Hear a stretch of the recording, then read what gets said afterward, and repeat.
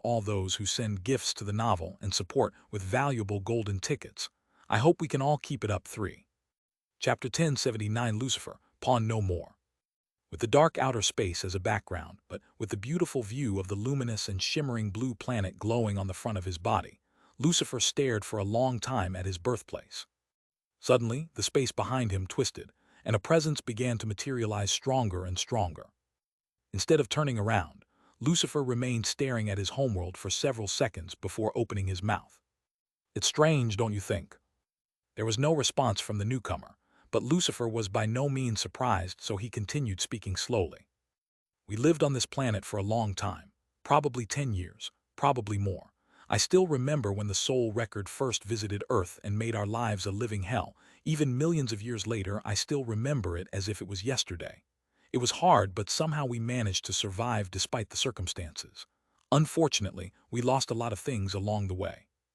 Lucifer's emerald eyes shone softly in a way that no one had seen in a long, long time. Unfortunately or not, the newcomer was not only angry but also not in front of him to notice it. We didn't just lose family, friends, loved ones in general. We lost sensibility, and before we knew it, we ended up leaving our humanity behind. Lucifer paused before chuckling. Of course, we had to survive after all. Back then there was no right or wrong, just like now. Right, wrong. For starters, who decides what is right or wrong? Some sacrifice for others while others don't blink an eye when it comes to killing or sacrificing for their good. And all of us who have made it this far clearly belong to the second category, or am I wrong? He turned to look at his old friend, and not to his surprise found a beautiful face flushed with fury as she gazed at him with furrowed brows. Did seeing Earth again make you nostalgic? Fire Sorrow snorted from between her teeth. Maybe a little, Lucifer shrugged before asking curiously, and you? You know perfectly well that Earth doesn't matter to me. All I care about is knowing that's where that person is. Fire Sorrow never shouted. She had good control over her emotions. Or maybe it would be more correct to say that there was nothing or no one capable of altering her mood enough to make her raise her voice. This was the first time in millions of years that Lucifer had heard her shouting, and to top it off, she was shouting at him.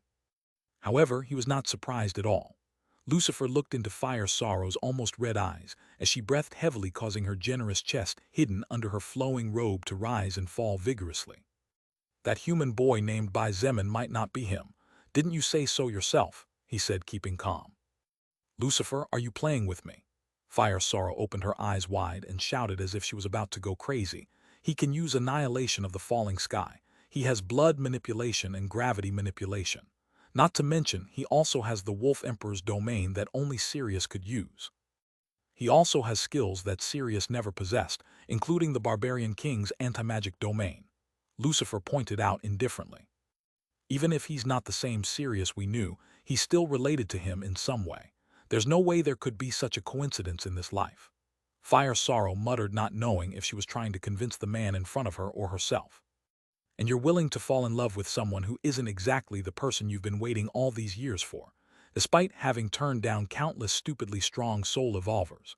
Lucifer asked. "Only the future will tell," Fire Sorrow said in a slightly hoarse voice. "There is no need to decide now, is there? Once he becomes a higher existence, the time limit will no longer be a concern, and we will have an eternity to observe."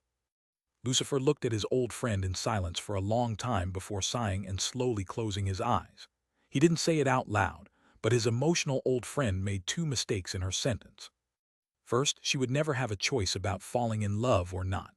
Even soul evolvers could not control their feelings, and although it was harder for them to fall in love when it happened, it was impossible to avoid it. And secondly, "I'm afraid we don't have as much time as you think." Lucifer opened his eyes and looked at her silently. Fire Sorrow gritted her teeth slightly as she watched him in silence, and after a moment asked in a serious voice, "Lucifer, why did you do that?" "What thing?" he asked as if he didn't understand what she was talking about. Fire Sorrow's body trembled, and she barely managed to hold back her anger as she slowly said, "Why did you reject the soul contract that Bai Zemin proposed? Do you really want to be his enemy? If you don't return now, you'll practically be declaring war on him." Lucifer remained silent for a moment before asking curiously, "Are you afraid? Or do you think we will lose?" Finally, unable to take any more of the anger she was suppressing in her chest, Fire Sorrow moved her right hand at lightning speed, and in a flash reached Lucifer's chest. He didn't have time to move, as he definitely didn't expect this, and together with a sharp pain that made him grunt, his body was pushed more than 5,000 meters backwards. "Boom!" Lucifer winced as his feet dragged through the void, and his wings beat fiercely behind him. He steadied himself with great difficulty, and at the same time as he looked forward and wiped away the trickle of blood running down his lips, he saw Fire Sorrow lowering her hand engulfed in purple lightning. "You know what I always hated about you and Meads," Fire Sorrow said with cold eyes as the purple lightning dancing on her hand and right arm illuminated her features. "You two always hide things. You act in a way that I can't understand, to the point where sometimes I didn't know if I could trust you or not." "Well," Lucifer stroked his chest and said in a voice somewhat choked with pain, "not everyone can be as strong as the little wolf, you know. We have to be cunning to survive. We can't just go head on and tear everything apart like he used to do." Fire Sorrow stared at him deeply for what seemed like an eternity before nodding. Her body was once again enveloped by a beautiful purple light, and before fading away she said in a serious voice, "Lucifer Astaroth, I hope you know what you're doing, and I hope with all my heart that you will not make me choose sides when the time is right." Fire Sorrow's words floated into nothingness for a long time, just as Lucifer's eyes remained fixed on the place where she had been before she disappeared. He could feel her aura heading back to Earth. Lucifer looked at the small, ancient-looking and somewhat broken necklace clutched tightly in his right fist as he muttered under his breath, "Relax, you won't have to choose." A flash of light green light shone from Lucifer's chest, and in the next instant, a small heart-shaped stone whose energy was completely worn out stopped floating before his eyes. It was the firmament fragment of the goddess of rebirth that he had just won from Long Tian. He took the firmament fragment in his left hand, then brought the necklace he had snatched from Fire Sorrow closer without her noticing just when she attacked him and sent him flying. "I'll give it back to you later. Hopefully you won't cut my head off." He sighed as he watched without any sort of surprise as the dried firmament fragment began to glow in sync with the necklace. If anyone else saw what was happening and felt the energy inside the firmament fragment fill up again, they would definitely get one of the biggest shocks of their life, no matter how long they had lived. The process was very slow,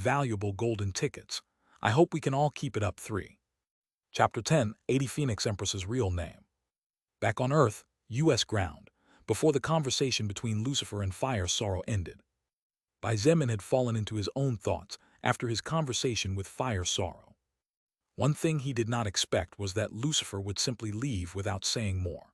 At the end of the day, Fire Sorrow had probably already told the leader of the demonic army about his existence, even if Lilith had not. Did Lucifer want to be his enemy?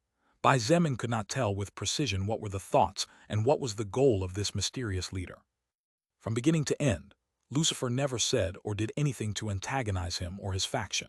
In fact, Bai Zemin learned that Lucifer had made an important bet with the dragon monarch and had placed all his trust in him to emerge victorious over the 9-headed immortal dragon despite the clear difference in levels between the two. However, he did not agree to enter into a soul contract with Bai Zemin, and Bai Zemin had made it clear that anyone who did not do so would be labeled as a future enemy.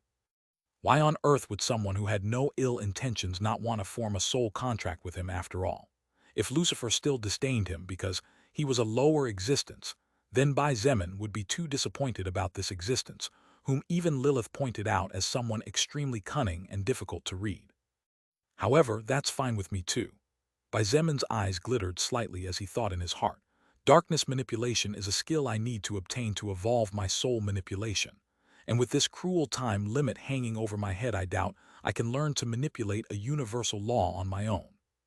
Bai Zemin knew he was a genius, but he was also not arrogant enough to think that, in a couple of years, he would be able to learn something that no one managed to learn on their own over millions and millions of years. While Bai Zemin was thinking about how things would develop from now on, forgetting that there was still one more leader present, Eternal Phoenix's voice brought him back to reality. "Girl, what is your name?" "Girl?" Bai Zemin blinked and for half a second thought if his gender was in doubt. However, he quickly realized that Eternal Phoenix, like everyone else, already knew his name. Indeed, when he followed the eyes of the Phoenix Empress, Bai Zemin noticed that she was looking at another person, standing a meter or two behind him. The eyes of the mage with the strongest magical attack power in the entire Transcendent faction were indifferent as she looked at the mage with the strongest magical attack power in the universe, Feng Tianwu. "Feng Tianwu," the Phoenix Empress muttered as she nodded to herself. After a moment of silence, she looked at Feng Tianwu and said something that took everyone by surprise. "Then, Feng Tianwu, would you like to join my endless crimson flame when you reach the peak of the Fourth Order? Someone with your power and talent should be more than capable of reaching that stage in less than 300 years. Leaving aside that mysterious girl from the demonic army who appeared recently, you will be the youngest higher existence of all." Leaving aside the team led by Angelo, who still didn't quite understand what was going on, and had no idea about the most powerful factions in the universe, everyone in Bai Zemin's team, who did have a clear understanding of what was going on and knew about the 8 factions of higher existences, were slightly dumbfounded. It was not that they were surprised by the high evaluation Eternal Phoenix was having on Feng Tianwu. In fact, they all knew in their hearts that Empress Phoenix was greatly underestimating their teammate. The reason why they were all shocked was because they did not understand the reason why Eternal Phoenix would show much more interest in Feng Tianwu than Bai Zemin. At the end of the day, Bai Zemin also controlled fire, and his flame was the most terrifying of all in the faction, leaving aside the strange domain that Feng Tianwu could only activate at the cost of her own life. However, if they thought carefully, they would realize that, from a certain point of view, it was natural for Eternal Phoenix not to invite Bai Zemin into her faction. At the end of the day, Bai Zemin had made it more than clear that he would not join anyone. I can see from a distance that you have an affinity with the fire element even equivalent to mine, Eternal Phoenix said calmly, as her eyes remained fixed on Feng Tianwu, watching her every reaction and movement. If you join Endless Crimson Flame, not only will your magical attack power skyrocket into the clouds, but you will become a genuine phoenix. Your overall beauty will increase more than you can imagine, and your control, as well as your ability to handle fire, will reach entirely new levels. It had to be said that the offer from the Phoenix Empress was very tempting, especially for female fire mages. Phoenixes were legendary creatures that everyone knew, beautiful, powerful, and noble. They were slightly below dragons only because their physical bodies were not as tough and their physical attack was not as high, but when it came to pure magic they were unbeatable without a doubt. However, Feng Tianwu did not even hesitate when she slightly shook her head. Her indifferent expression did not change, and her tone of voice was the same one they all knew, and for the first time felt was not so unpleasant to hear. Thank you for the offer, but I'm afraid joining you and your faction is out of the question, Phoenix Empress. Eternal Phoenix lowered her head slightly for a few seconds before raising it again and asking casually, "May I know the reason? I think my faction suits you better than that of the guy you follow. This applies even in the hypothetical case that he manages to become the 9th leader of the universe." Feng Tianwu looked at her silently for several seconds without replying, or perhaps she was looking at the sky beyond. Only Feng Tianwu herself knew it for sure. Finally, she shook her head again and spoke calmly. "I have decided to follow only one person in this life. It may not be the best thing for me, and as you just pointed out, it may be that joining your faction will grant me the greatest rewards overall. However, in the past, I used to be a person who looked at material rewards such as power and money, something I will not have enough time to regret. This is a mistake I will not commit again. I would rather live a small life with no regrets than a long one full of glory, but with my heart having regrets. We all have regrets and sorrows." Eternal Phoenix pointed serenely from the sky. "Even after I became one of the 8 most powerful existences in the universe, I have done things that to this day cause me to regret to some extent. There is no such thing as a perfect being, so we can never escape the regret that our actions and decisions will lead to whether we like it or not.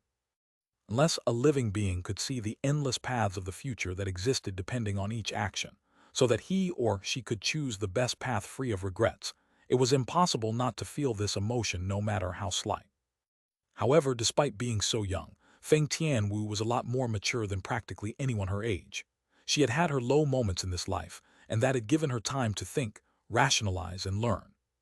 We make one decision, we are surrendering to another, so when we take the left path we are surrendering to the right path and all the opportunities this path held for us," she said softly, and for a brief moment looked at the back of Bai Zemin, who was still not looking at her. "I have decided to follow whatever path this person chooses to take. I don't know whether or not I will regret it tomorrow, but I do know that I will regret it today if I change my mind." Eternal Phoenix stared at Feng Tianwu for almost a full minute, and her beautiful phoenix eyes flashed with mild surprise. Most surprising was the slight smile that soon formed at the corner of her lips as she closed her eyes and nodded. Even Bai Zemin was stunned looking at the beautiful smile on the face of the Phoenix Empress, not to mention other male soul evolvers present. He had seen all kinds of smiles, including Lilith's and Fire Sorrow smiles, but Eternal Phoenix's smile conveyed a kind of genuine warmth that was incredibly pleasant. Little did they know that in reality, no one had seen Eternal Phoenix smile in a long, long time, and those still alive who had seen her smile could be counted with the fingers of one hand. Not for nothing did Eternal Phoenix compete with Uriel for the unofficial title of the most beautiful female under the heavens. "I see, I understand." The Phoenix Empress nodded.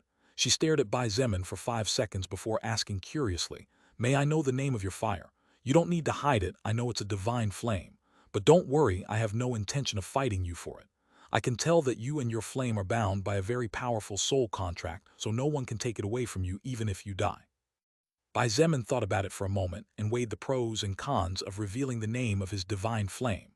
The pros were still a mystery, and the cons were only 2. "Endless Blue Lotus Flame," he said as he stared at the Phoenix Empress. "That is the name of my flame. Endless Blue Lotus Flame. So this is really what it's like." Eternal Phoenix muttered as she stared at Bai Zemin without saying anything for a long time. In reality, she had just tested the human male child in front of her.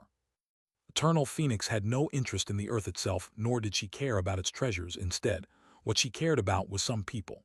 Precisely because of this, she had no problem forming a soul contract with Bai Zemin. However, she would not enter into a soul contract just for the sake of it, because in all honesty, she did not care if he saw her as an enemy or not. She wanted to see if Bai Zemin was telling the truth or lying. Simple. If he lied, then she would leave without saying more, and in the future they would probably become enemies. As for how would she know if he was lying or not? That was even simpler. Eternal Phoenix had the only book in existence with the name and characteristics of the 10 divine flames that ever existed. Endless Blue Lot's flame, the flame whose color is said to be so beautiful that the universe would allow it to stretch to its ends to burn and become one with it. Eternal Phoenix nodded. Was that how you managed, even without using your mana to cover it or feed it that spark of blue fire, to sneak into the dragon's head? Yeah, that's right. Bai Zemin did not hide it but nodded earnestly. My endless blue lotus flame can spread without losing power even while away from me, since we are bound by a strong soul contract. Eternal Phoenix nodded before pricking her thumb using her index finger. She raised her right hand, and her noble voice spread across the sky. I, Sun Ziding, leader of Endless Crimson Flame, swear on my deepest records not to perform any act that will negatively affect Earth as a world or antagonize the faction led by the human named Bai Zemin. This contract will become null and void when any member of the aforementioned faction attacks me or any member of my faction. Backslash backslash backslash backslash backslash backslash backslash. Really, thank you very much to all those who send gifts to the novel and support with valuable golden tickets. I hope we can all keep it up. 3. Chapter 10, 81 Third Order Frozen Sacrilege Succubus Shangyuan Bingzu. Sun Ziying, that was the name of Eternal Phoenix. For Bai Zemin and the others, it might not be much to hear the woman's name in front of them, but only those who knew the reality of the universe would understand how incredible it was for her to say it in front of other living beings. To think that Eternal Phoenix actually revealed her name in front of you. Lilith's voice was a sign of how surprising what was happening was. After all, she had been silent even when Lucifer left without paying attention to Bai Zemin's warning. Zemin, at least within what I know, there is no one who knows the name of the Phoenix Empress. Everyone who knew it died, and if there really is anyone who knows, it can only be one of her commanders who followed her all their lives. Presumably, the name Sun Ziding of the Phoenix Empress probably hasn't been mentioned in at least a few million years. Was it so amazing? Bai Zemin blinked in puzzlement. Hadn't she ever formed a soul contract with other people? Something like temporary peace treaties with some higher existence leader. Bai Zemin soon began to think that the only reason Eternal Phoenix waited until the end to decide whether to form a soul contract with him or not was because she didn't want other people, particularly not higher existences, to hear her name. As to why, probably only Sun Ziding herself knew. Bai Zemin once again cut off his fully healed thumb and said in a deep voice, I, Bai Zemin, leader of the Transcendent faction, swear on my deepest records not to attack or perform any negative actions towards Sun Ziding nor Endless Crimson Flame. This contract will become invalid at the moment she or her faction attacks any member of the Transcendent faction or causes harm to Earth. Soon, the fully golden blood drop of the Phoenix Empress and the red blood drop with small golden dots merged into one before disappearing in a flash of rainbow light. Bai Zemin sighed a sigh of relief in his heart, and with a smile, he looked at Eternal Phoenix ready to say something when he realized that she was looking at him with weird eyes. After a few seconds, Empress Phoenix closed her eyes and calmly said, to form a blood-based soul contract you need to swear using your real name, which is why I had no choice but to say mine. However, I would like you all to never mention it. Actually, if you could forget it, that would be good. Bai Zemin and the rest did not understand what the circumstances of the legend before them were, but they knew that everyone had their own hardships experienced, so eventually they all nodded. Seeing this, Eternal Phoenix nodded in satisfaction. Soon, the 8 wings of bright fire on her back burned brightly and her entire body began to be covered in flames. Feng Tian Wu, if you ever change your mind, the gates of the Phoenix are open to you. Before she could say anything to these words, Eternal Phoenix shot into the sky at lightning speed. A phoenix cry ripped through the clouds, and the sky was dyed completely crimson for a few seconds before the color slowly faded, returning the sky to its natural blue color. For several seconds, no one said anything.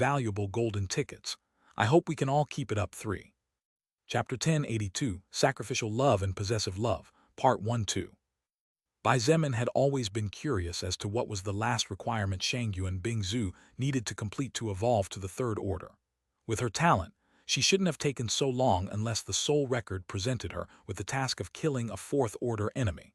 Only then would it all make sense. However, such a thing did not make sense if one thought about it carefully.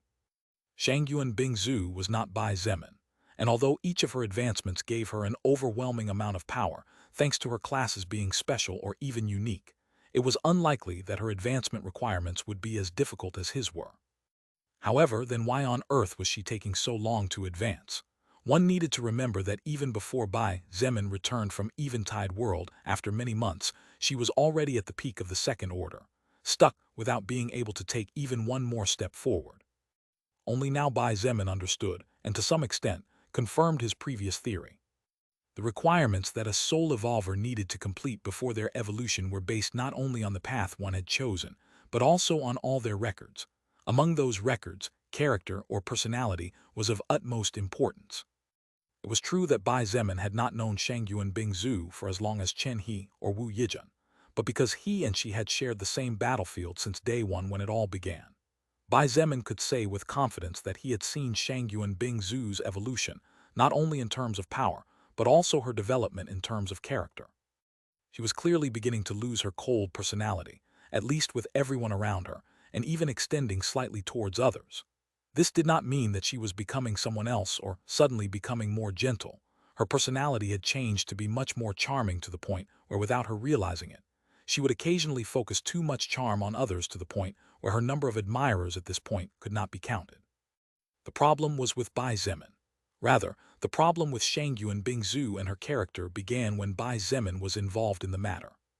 When it came to him or something related to him, that Shangyu Bingzhu, who was always firm and decisive about her actions, would become so hesitant that she seemed like a different person. Your last requirement was to kiss me. Bai Zemin's voice was low as proof of how dazed he was, as his black eyes were lost in the eyes of the beauty in front of him. Based on Shangyu Bingzhu's character and personality, as well as taking into account that even after all this time she still hadn't evolved despite having accomplished amazing feats of her own, it wasn't too difficult to draw fairly accurate conclusions as to what her final requirement of evolution was. Shangyu Bingzhu's eyes were closed. Her lips moved a couple of times as if she was savoring the aftertaste left from the moment that had just ended. Finally, she opened her eyes and said with a small smile and a trace of blush on her cheeks, "It wasn't about kissing you. I needed to confirm my feelings and express them physically toward the person who conquered my heart." If Bai Zemin was slowly beginning to come out of his daze, when he saw the current Shangyu Bingzhu added to her words, he fell back to almost the same level he had fallen into when she kissed him without warning. In fact, everyone present except for Angelo, who could not see, was dumbfounded as they looked at her. It was known to all that a soul evolver became more physically perfect each time they absorbed soul power, and this improvement became more evident as one leveled up more and more. However, the physical improvement became much more evident when a soul evolver broke the limit of one order and advanced to the next. In the Transcendent faction, the number of beautiful women was particularly high. In fact, when it came to overall average, it could be said that Bai Zemin's faction had a higher number of beauties than Angelo's faction by a wide margin. This was because the soul power and overall level was higher even among the survivors. Even so, Angelo's faction had great beauties that were even capable of comparing to the likes of Nangong Lingxin, Sun Ling, Kai Jingyi, etc. In fact, Andrea and Eleonora were beautiful to the point that the two of them could be faintly compared to Wu Yizhen and Shangyu Xinyu. However, in the entire American faction, there was not a single woman capable of putting a face to Shangyu Bingzhu. This was so even before she evolved into the Third Order, so one could only imagine how overwhelming the difference was now. Shangyu Bingzhu's aura had become less creepy and deadly, but this did not mean that she had become less weak. Quite the opposite, in fact.